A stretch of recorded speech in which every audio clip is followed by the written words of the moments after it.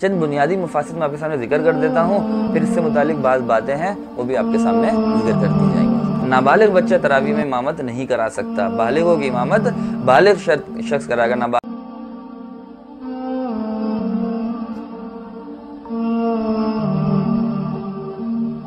अस्सलामु अलैकुम वरहमतुल्लाहि वबरकातुहू।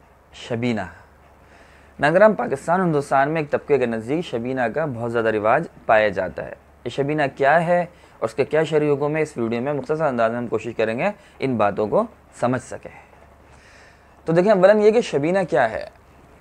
तो शबीना ये होता है नाज़रीन के एक दिन में या 3 दिन में बाज़ हुफ़्फ़ाज़ मिलकर कुरान करीम को रमज़ान मुबारक में नमाज में सुनाते हैं। एक दिन में या मैंने बताया 3 दिन में कुरान करीम को सुनाने का एहतमाम किया जाता है। इसके लिए बाज़ जगहों पे मस्जिद में एहतमाम होता है, बाज़ जगह तंबू वगैरह लगा के इस अमल शबीना को अंजाम दिया जाता है। तो ये शबीना जायज़ है या नाजायज़? तो देखें, इसमें बेशुमार शरई मफासिद पाए जाते हैं जिसकी वजह से उलमा किराम ने अपने फतावा में इसका एहतमाम करने से मना फरमाया है। चंद बुनियादी मफासिद मैं आपके सामने जिक्र कर देता हूँ, फिर इससे मुतालिक बातें हैं वो भी आपके सामने जिक्र कर दी जाएंगी। देखें, इसमें मफासिद क्या पाए जाते हैं। सबसे पहला और बड़ा मफसदा तो क़ारी कुरान हाफिज़ जो पढ़ रहा है उसके हिसाब से मफसदा ये पाया जाता है कि वो इंतहाई ज़्यादा तेज़ी के साथ अल्फाज काट के और इंतहाई तेज़ी से कुरान करीम पढ़ने की कोशिश करता है, जो कि जायज़ नहीं है।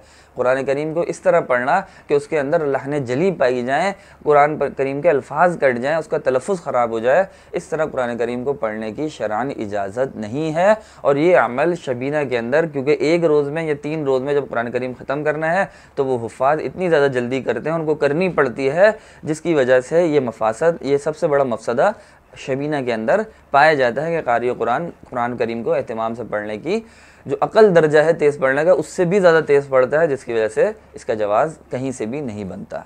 एक मफसदा ये हो गया बहुत बड़ा। दूसरा मफसदा ये पाया जाता है नाज़रीन कि इसके अंदर नफिल की तदाई पाई जाती है जमात में।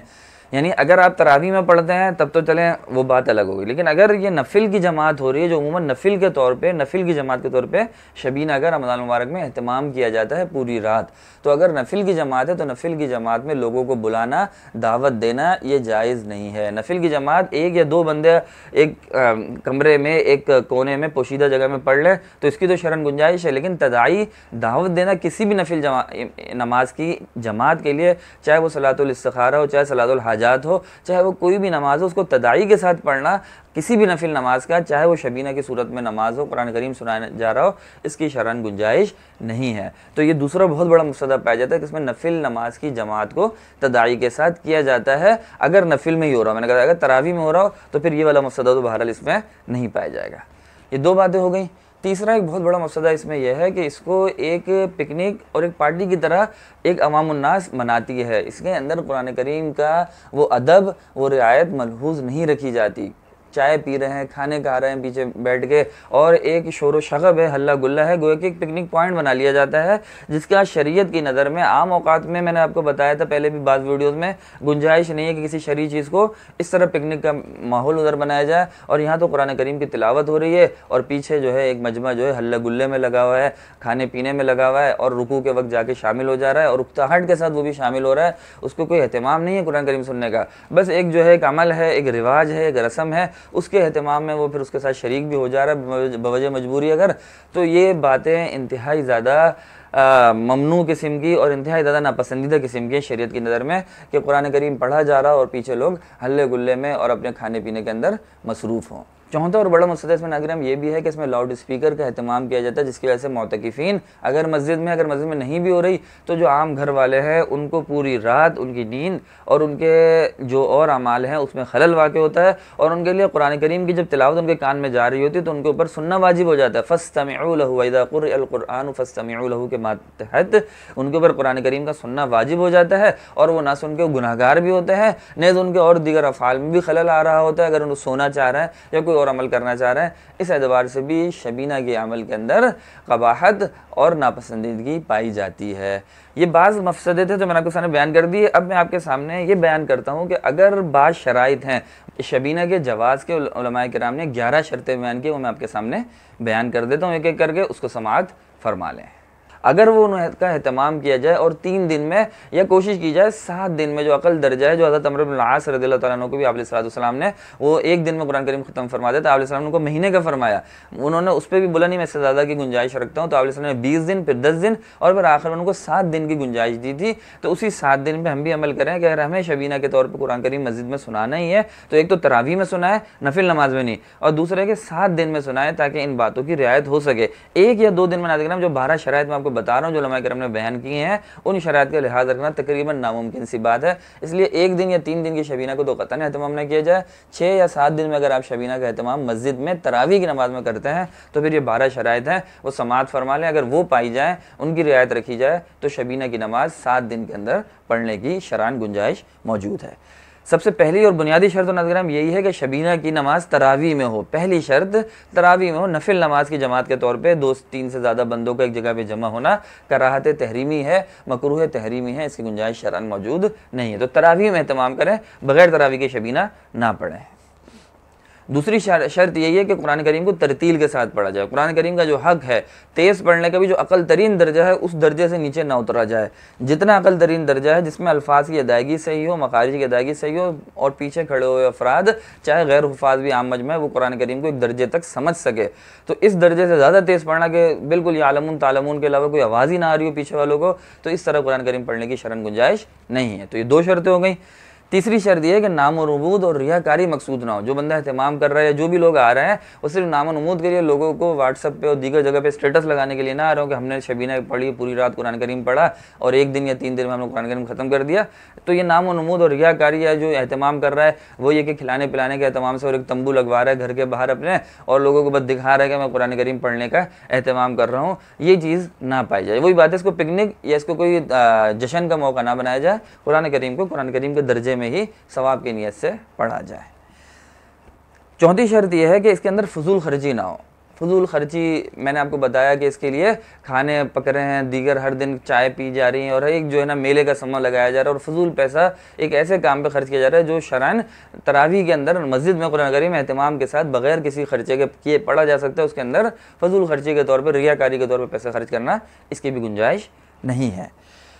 5वीं शर्त यही है कि इसके अंदर लाउड स्पीकर का एहतमाम ना हो। ऐसा लाउड इतना स्पीकर आप इस्तेमाल कर सकते हैं कि जो आपके पीछे लोग मौजूद हैं उनको आवाज़ आ जाए, बस। इससे ज़्यादा स्पीकर इस्तेमाल करना कि घरों तक मोतकिफ़ी न करे एतकाफ़ में मस्जिद में, तो उन तक उनका सोना और उनका हर अमल में जो है खलल वाक़ हो, इसकी इजाज़त नहीं है। आम बयानों में आम किसी जगह इजाज़त नहीं है, तो कुरान करीम के साथ ऐसा करना कि ऐसा लाउड स्पीकर का एहतमाम करना कि लोगों का खलल आ जाए और लोगों पर कुरान सुनना वाजिब हो जाए, इसकी तो कतन गुंजाइश नहीं होगी। 6ठी शर्त नाज़रीन यह है कि इसकी वजह से मोतकिफ़ या घर वालों को किसी भी किस्म की परेशानी ना हो। एक तो लाउड स्पीकर के एतबार से मैंने 5वीं शर्त में बता दिया, और 6ठी के एतबार से इस एतबार से भी 6ठी शर्त में कि कोई आपने इधर ऐसे ओबाश लड़के या बच्चे जमा कर लिए जो मोतकिफ़ीन के या किसी भी एतबार से घर वालों के ज़िंदगी को तकलीफ़ देने का बाइस बन रहे हो, अजीरन करने का बाइस बन रहे हो, शोर शगब कर रहे हो, या दीगर किसी एतबार से मोतकिफ़ीन की ज़िंदगी अजीरन कर रहे हो, या अड़ोस पड़ोस के घर वालों के लिए मसला बन रहे हो, तो इसकी भी गुंजाइश नहीं है। क्योंकि कुरान करीम है वो ख़ुद हमें अदब सिखाता है, लोगों को सहूलतें देने का तरगीब देता है, और उसके बजाय आप उसी के ज़रिए से लोगों को तकलीफ़ दें, तो इसकी गुंजाइश नहीं है। तो ये हो गई 6 शर्तें। 7वीं शर्त यह है कि फ़राइज़ व वाजिबात की तरह इसकी पाबंदी ना हो। क्योंकि शबीना है, जारी बात है, एक नफली अमल है, फ़र्ज़ अमल तो है नहीं, ना वाजिब है, तो लिहाजा इसके अंदर तानो तशनी ना हो ना आने वाले को। अगर वही शराइत जितनी भी आ रही हैं, इन शराइत के तमाम के साथ पढ़ी भी जाती है, तो फ़राइज़ व वाजिबात की तरह इसका एहतमाम ना हो। जिसने पढ़ ली तो पढ़ ली, जिसने नहीं पढ़ी तो उसको कोई तानो तशनी ना की जाए। 8वीं शर्त यही है कि इसके अंदर जो शिरकत कर रहा है उसको अपनी हिम्मत से, अपने शौक़ से शिरकत करे, और जो शिरकत नहीं करे तो उसको बेहिम्मती का या उसको बेरगबती का तानो तशनी ना की जाए। क्योंकि अगर वो अपनी मुस्तकिल तरावी 30 दिन पढ़ रहा तो असल तो यही है कि पूरे दिनों में, पूरे रमज़ान मुबारक में कुरान करीम एक ख़त्म किया जाए, ताकि हर दिन जो है थोड़ा बहुत कुरान करीम जो एक पारा या एक पारे से कम या थोड़ा ज़्यादा पढ़ा जाता है, वो एहतमाम के साथ एक रुकू हर रकात में जब पढ़ा जाएगा तो इंशाअल्लाह सामने वाले को भी सुनने में मज़ा आएगा और पढ़ने वाले को भी मज़ा आएगा। नवी शर्त यह है कि जल्दी की वजह से नमाज के अरकान और शराइत के अंदर कोताही ना हो। ऐसा ना हो कि रुकू ही की तरह ना अदा किया जा रहा हो, सजदा सजदे की तरह अदा ना किया जा रहा हो, तो ये भी दुरुस्त नहीं है। क्योंकि नमाज़ पढ़ रहे हैं आप, तरावी की नमाज़ पढ़ रहे हैं, तो उसके अंदर फिर तरावी को तरावी की नमाज़ की तरह पढ़ा जाए, उसके अरकान और शराइत से बेरगबती या उसके एहतमाम ना करना भी दुरुस्त नहीं है। 10वीं शर्त ये है कि शबीना पढ़ने वाले जो हुफ़ाज़ हैं, कारी हैं, जो उमूमन उजरत तय करके और इंतहाई ज़्यादा बार्गेनिंग करके उसके ऊपर राज़ी होते हैं, ऐसा कोई अमल ना किया जाए, क्योंकि तरावी पर उजरत लेना जायज़ नहीं है। हमारी मुस्तकिल वीडियो भी इस उन्वान पे मौजूद है और भी आप बाकी भी हज़रात से दरियाफ़्त कर सकते हैं। तो तरावी पे उजरत तय करना नेकी के कामों पे, ख़ास तौर पे तरावी या कुरान खानी वगैरह पे, इसकी इजाज़त शरीयत ने हमें नहीं दी। लिहाजा वो हुफ़ाज़ भी उजरत तय करके 1 दिन या 3 दिन के हिसाब से कुरान करीम ना सुनाएं। और 11वीं शर्त यह कि सुनने वाला कलाम पाक पूरे अदब व एहतराम के साथ सुने। उसके अंदर वो पीछे बैठ के चाय वगैरह पीते रहना या खाने खाते रहना या शोर व शगब करना, इसकी गुंजाइश नहीं है। तो ये वो 11 शर्तें नाज़रीन, अगर इसका एहतमाम किया जाए शबीना की नमाज में और कोशिश की जाए 6 या 7 दिन में कुरान करीम को पढ़ा जाए। अगर बिलफर्ज आप 3 दिन में भी पढ़ते हैं लेकिन इन शराइत का एहतमाम करते हैं तो इसकी भी गुंजाइश निकल सकती है। लेकिन ये शराइत हर एतबार से, कारी के एतबार से भी और समात करने वालों के हिसाब से भी अगर पाई जाए तो भी इसकी गुंजाइश निकल सकती है। लेकिन 1 या 2 दिन में कुरान करीम का तो इन शराइत का एहतमाम करना इंतहाई ज़्यादा मुश्किल नहीं बल्कि नामुमकिन है। और वो कुरान करीम के साथ बेहुरमती का मामला हो जाता है, उसको इतना तेज़ पढ़ना और सुनना, और एक वो जो है ना अजीब व गरीब जो है ना उसमें मजमा बन जाता है। लिहाजा उससे तो एतराज़ करें। 3 दिन में भी अगर आप करते हैं और इन शराइत का एहतमाम कर सकते हैं तो करें, वरना मैंने आपको बताया, उलमा किराम ने बयान किया है 6 या 7 दिन में आप शबीना का एहतमाम करें, तरावी की नमाज में उसको पढ़ें, इन शराइत का एहतमाम करते हुए कि लोगों को तकलीफ़ का बाइस ना बने। लाउड स्पीकर के हिसाब से भी या किसी भी हिसाब से भी कारी भी एहतमाम के साथ नमाज़ पढ़ाए और सामे भी एहतमाम के साथ नमाज को सुने, और तमाम आदाब और रियायत, नमाज की भी रियायत की जाए, अरकान और शराइत की, और कुरान करीम की भी रियायत के साथ जितना अकल दर्जा तेज़ पढ़ लेगा कि उसके अंदर अल्फाज ना कटें, ना अल्फाज टूटे, ना लहने जली पाई जाए, और ना मखारिज में आपके आगे पीछे हों अल्फाज। तो इन शराइत के साथ अगर आप पढ़ते हैं तो आप शबीना का एहतमाम कर सकते हैं, वरना शबीना से एहतराज़ किया जाए, वरना शबीना से एहतराज़ किया जाए। यही बात मैंने आपको अव्वलन बताई कि शबीना से एहतराज़ करना ही बेहतर है, क्योंकि ये मफासिद उसमें पाए जाते हैं। शराइत तो मैंने आपको बता दी क्योंकि उलमा किराम ने फतवा में बताई हैं, इन शराइत के साथ जवाज़ पेश किया है। लेकिन चूँकि शराइत उमूमन नहीं पाई जाती, 99% जहाँ शबीना हो रहा है वहाँ इन शराइत का लिहाज नहीं रखा जाता, और उमूमन तो नाबालिग बच्चों को खड़ा कर दिया जाता है। ये तो एक अलग शर्त है जो मैंने आपके सामने बयान नहीं की, ये भी समाअत फरमा लें।